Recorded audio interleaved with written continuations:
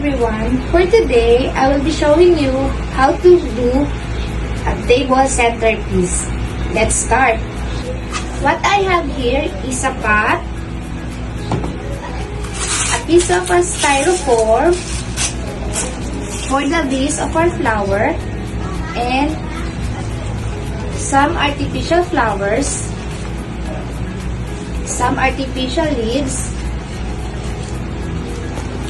and some pebbles. First, we will put the styrofoam inside the pot.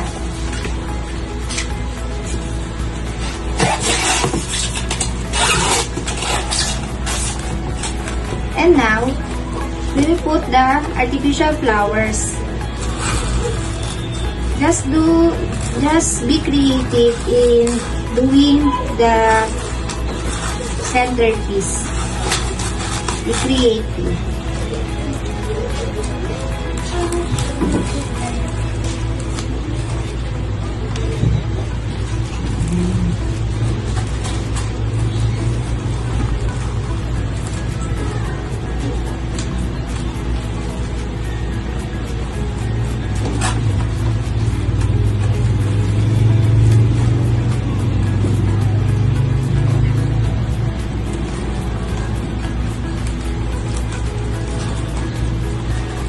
Now, we will put the leaves.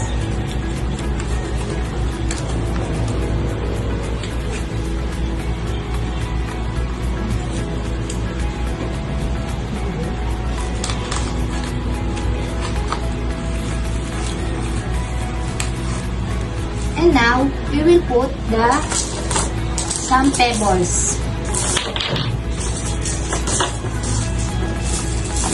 for the design of our flower, for the design of our centerpiece.